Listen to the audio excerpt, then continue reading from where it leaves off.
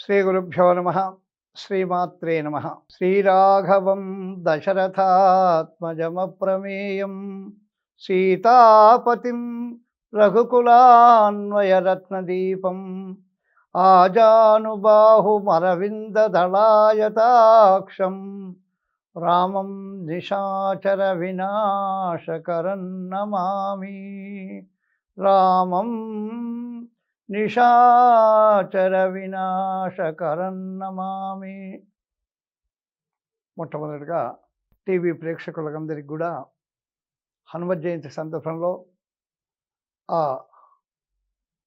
శ్రీరామదూత అనుగ్రహం చేత ఆయురారోగ్య ఐశ్వర్యాలను కూడా ఉండాలని ఆ పరమేశ్వరుని ప్రార్థిస్తూ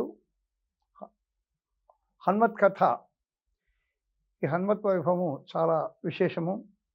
మరి అతి త్వరలో వచ్చేటువంటి హనుమత్ జయంతి, మరి హనుమంతుడు జయంతి, ఈ రెండు. జయంతి అంటే పుట్టినరోజు, హనుమంతుడు పుట్టినటువంటి రోజు. మొట్టమొదలు హనుమంతు వైభవం చెప్పుకుందాం. మనోజవం, ఆంజనేయుడి యొక్క గొప్ప లక్షణం ఏంటంటే మనస్సును జయించడము. ఈ మనస్సును జయించడం అంటే కామము, క్రోధము, లోభము, మోహము, మదము అనేటువంటి అరిషడ్వర్గాలన్నింటిని కూడా జయించినటువంటి మహానుభావుడు కేవలం ఆంజనేయ స్వామి మాత్రమే.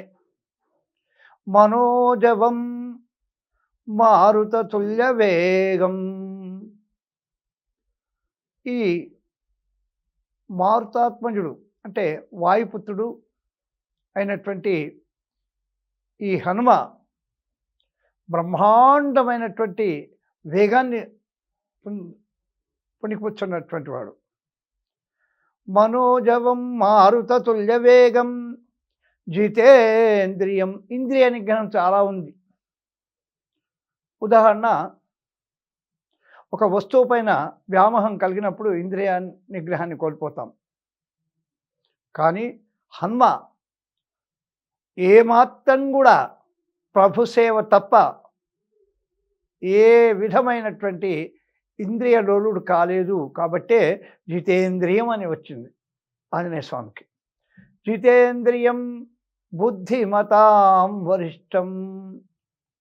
బుద్ధి అందరికీ ఉంటుంది, సద్బుద్ధి కొందరికి మాత్రమే ఉంటుంది. కాబట్టి బుద్ధిలో నవ్య వ్యాకరణ పండితుడు, ఉత్తమమైనటువంటి సంస్కారం కలవాడు, వినయ విధేయతలు కలవాడు, జ్ఞాపక శక్తి బాగా ఉన్నటువంటి వాడు. కాబట్టే బుద్ధిలో వరిష్ఠుడు అంటే శ్రేష్టాతి శ్రేష్ఠుడు అని అర్థం. బుద్ధిమతాం వరిష్టం. వాతాత్మజం, వాయుసుతుడు. మరి ఈ వాయుసుతుడైనటువంటి స్వామి వాతాత్మజం వానరము యూధముఖ్యం. నరులు, వానరులు. ఈ నరుడికి అంటే మానవుడికి వానరులకు దగ్గరి పోలికలు ఉంటాయి. కాబట్టి వానర యూధ ముఖ్యం. ఈ కోతులలో శ్రేష్టమైనటువంటి వాడు. మరి నిజంగా ఒకసారి ఆలోచన చేసినప్పుడు కోతి చెడు చూడదట, కోతి చెడు అనదు, కోతి చెడు వినదు. ఇది చాలా గొప్ప విషయమే. ఈ కోతుల యొక్క సూత్రాన్ని పాటించే మహాత్మా గాంధీ గారు కానీ పెద్దలు కానీ వేదం కూడా అదే చెప్పిందండి. భద్రం కర్ణే, నీవు మంచి మాటని వినవయ్యా, భద్రం పశ్చేత్, మంచినే చూడవయ్యా, మరి మంచినే మాట్లాడవయ్యా అని చెప్పింది. కాబట్టి దానికి మూలాధారము ఆ వానరమే. ఆ వానరులలో అతిశ్రేష్ఠుడైనటువంటి వాడు, మహాబలవంతుడు, విజ్ఞానవంతుడు, శ్రీరామపాద సేవా దురంధరుడు అయినటువంటి ఆ ఆంజనేయ స్వామి యొక్క జయంతిని మనం అతి త్వరలో జరుపుకోబోతున్నాం. కాబట్టి మరొక్కసారి మీకందరికి కూడా హనుమంతును కొలిచినట్టయితే ఏ విశేషం ఉంటుంది ఏంటి అనేది కూడా తెలుసుకుందాం. బుద్ధిర్బలం మొట్టమొదడు ఆయన ఇచ్చేది ఏంటంటే బుద్ధిబలం. మరి మనం కూడా ఆలోచన చేస్తుంటాం, కండబలం గొప్పదా, బుద్ధిబలం గొప్పదా అని ఆలోచన చేసినప్పుడు ఎక్కువ శాతము బుద్ధికే, బుద్ధిబలానికే మనం ప్రాధాన్యత ఇస్తుంటాం.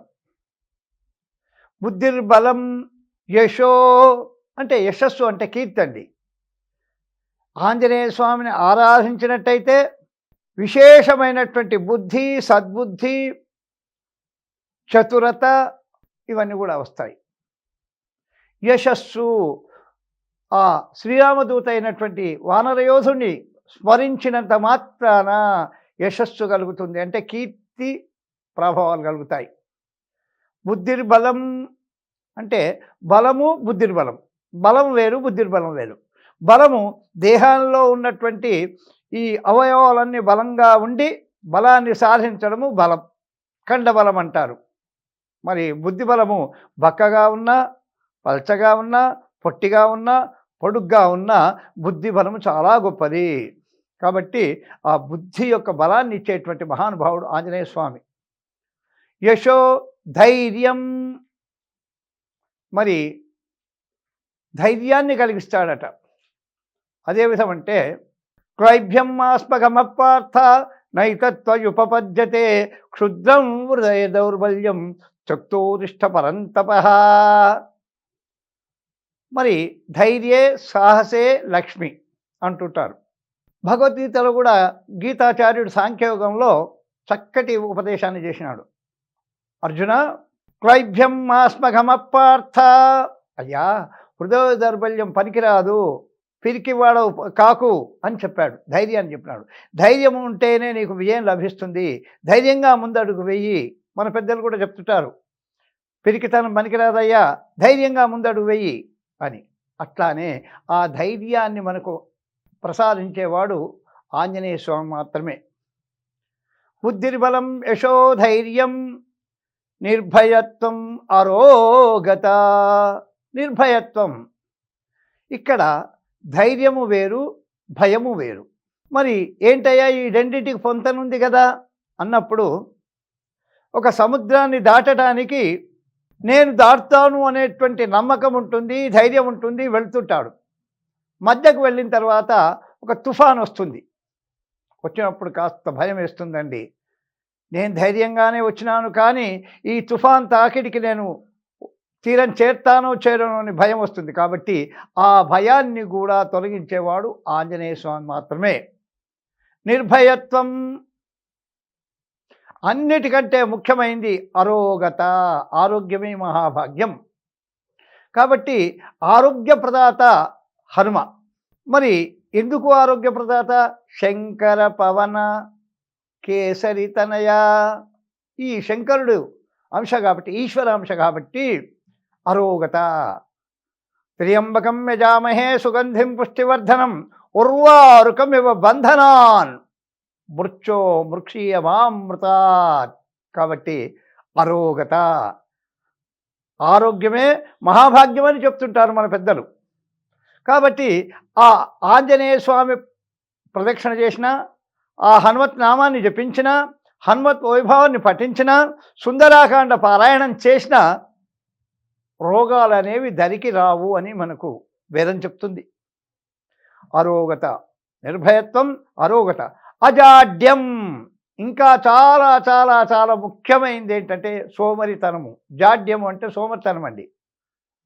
ఏంటి, ఇప్పుడే ఎందుకండి, ఇంకో గంట తర్వాత చేస్తాము, ఆ తర్వాత చేస్తాము అనేటువంటి సోమరితనం. కాబట్టి సోమరిని భగవంతుడు కూడా మెచ్చాడట. కాబట్టి అజాడ్యం, ఆ సోమరితనాన్ని సంపూర్ణంగా తొలగించేవాడు హనుమ.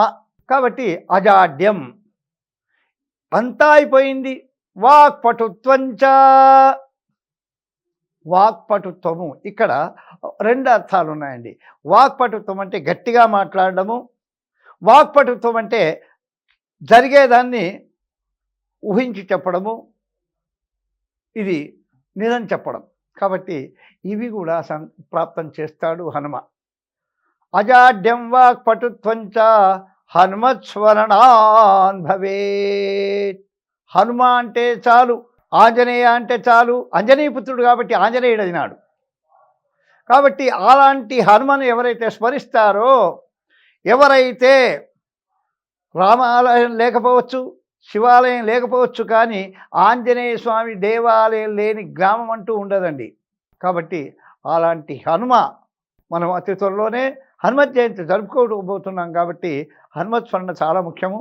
ఇక హనుమ మరి కేసరీపుత్రుడు, వాయుపుత్రుడు, శంకరపుత్రుడు, ఈ ముగ్గురు 3 విధానాల అక్కడికొచ్చింది. మరి ఈ ఆంజనేయ స్వామి బాల్యంలో ఆ సూర్యుణ్ణి పండు అనుకొని కబళించబోయినప్పుడు ఆ పిడికిట ఇచ్చేసినప్పుడు రక్తం కారుతుంది. అప్పుడు ఆ సింధూరం వేస్తుంటారు. సింధూర వర్ణం ఆంజనేయ స్వామి. కాబట్టి ఈ విధంగా మరి వానరుడుగా పుట్టి వానరుడుగా పెరిగి త్రేతాయుగంలో దశరథ మహారాజు యొక్క పుత్రుడైనటువంటి ప్రథమ పుత్రుడైనటువంటి రామచంద్రుడికి అనుంగుబంటై రోమరోమాన రామనామాన్ని స్మరించినటువంటి మహానీయ మూర్తి హనుమ. ఏంటయ్యా రామనామం విష్ణుమయమే కదా అన్నప్పుడు ఆంజనేయ స్వామి చూడండి ఏ విధంగా రామనామాన్ని జపించినాడో. తాను శివాంశ, సేవ చేసేది విష్ణుంశ అయినటువంటి రాముడికి స్మరించేది రామనామం. ఓం నమో నారాయణాయ, తీసేయండి, నాయనాయ అవుతుంది, అంటే నారాయణుడు లేడు. ఓం నమ శివాయ, తీసేస్తే న శివాయ, శివుడు లేడు. కాబట్టి రామమంత్రాన్ని తారకము అంటారండి, రామ తారకం అంటారు. మిగతా వాటిని తారకము అనరు. శివపంచాక్షరి, అష్టాక్షరి, ద్వాదశాక్షరి, షోడశాక్షరి, చతుర్వింశతాక్షరి అని అంటుంటారు. కానీ కేవలము ఆ రాముని యొక్క నామం మాత్రమే రామతారకము. తారకము అంటే తరింపజేయునది, కాబట్టి తారకము, రామతారకం. మరి ఆ విధంగా రాముడు తాను సీతాదేవిని, జనకాత్మజ అయినటువంటి సీతాదేవిని వివాహం ఆడిన తర్వాత అంతకుముందే మందర యొక్క మాటలు విని ఎప్పుడో ఇచ్చినటువంటి వరాలను కైకేయి కోరడము, ఆ వరాలను సఫలీకృతం చేయమని దశరథ మహారాజును అడగగానే, కైకేయి అడగగానే విధి లేని పక్షంలో రాముణ్ణి వనవాసానికి పంపడం జరిగింది. ఆ వనవాసం వెళ్ళిన తర్వాత భార్యగా లక్ష్మీ అంశాం సంభూతురాలైనటువంటి సీతాదేవి భర్తతో పాటు వెళ్ళడము, స్వామి సేవా పారాయణుడైనటువంటి లక్ష్మణస్వామి కూడా రాముడితో వనవాసాలకు వెళ్ళడం జరిగింది. ఆ విధంగా వెళ్ళినప్పుడు ఈ సీతాదేవిని రావణాసురుడు అపహరించడము, ఆ తర్వాత అశోకవనం, ఇదంతా కూడా చరిత్ర. మరి ఇక్కడ ఎవరి సహాయం కావాలి రాముడికి అనుకున్నప్పుడు బాగా ఆలోచన చేసి వానరులు, ఈ వానర సహాయాన్ని అర్థించినాడు మరి రామచంద్రుడు. తథాస్తు అని ఆ వానరులందరినీ కూడా సుగ్రీవుడు, వాలి, సుగ్రీవుడు, జాంబవంతుడు, వీళ్ళందరూ కూడా వీళ్ళంతా కూడా ఏర్పడి రాముడికి దగ్గ శిష్యుడిగా, రాముడికి దగ్గ సేవకుడిగా ఎవరు ఎంపిక కావాలని ఆలోచన చేసినప్పుడు అందులో స్ఫురద్రూపము, కర్తృత్వ నిర్వహణ, ధైర్యము, సాహసము అయినటువంటి ఆంజనేయుడిని ఎంపిక చేస్తారు. ఆంజనేయుడు అశోకంలో ఉన్నటువంటి సీతాదేవి దగ్గరికి వెళ్ళి రామాంగుళీయము ఇవ్వడము, సీత ఒక రత్నాల హారం ఇచ్చినప్పుడు ఆ హారాన్ని తీసుకొని చూస్తుంటాడు, కొరుకుతుంటాడు. కొరికినప్పుడు ఏమయ్య ఆంజనేయ, బహుమతిగా నీకు ఇచ్చినటువంటి ఏదైతే ఆహారం ఉందో ఆ హారము చాలా మూల్యమైంది, దాన్ని ఎందుకు కొరుకుతున్నావు నాన్న అని సీత అడిగినప్పుడు, అమ్మా మీరు ఇచ్చినటువంటి హారంలో ఈ పూసలలో నా రాముడు ఉన్నాడేమో, నా రాముడు ఉన్నాడా లేడా చూసుకుందాం అనుకున్నాడు. అంటే అలాంటి రాముడి యొక్క నామాన్ని స్మరించి తరించినటువంటి మహానుభావుడు ఆంజనేయుడు. రోమరోమాన రామనామాన్ని నింపుకున్నటువంటి మహనీయమూర్తి ఆంజనేయుడు. మరి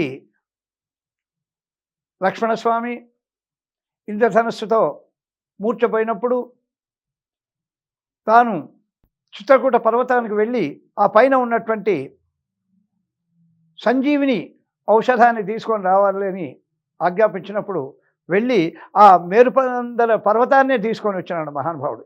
ఎవరెక్కుతారు అని అమానం. అలాంటి మహాబలుడు రాముడు.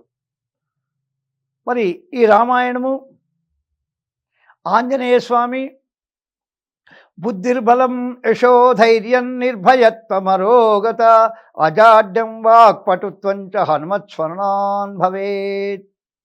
భూత ప్రేత పిశాచ నహి ఆవయే సంకటహరై. అంటే ఎన్ని కష్టాలు వచ్చినా ఎన్ని బాధలు కలిగినా ఆంజనేయ స్వామి నామాన్ని జపించినట్టయితే ఇప్పటికీ మన ప్రాంతంలో హైందవ సాంప్రదాయంలో చాలామంది వెళుతుంటారు.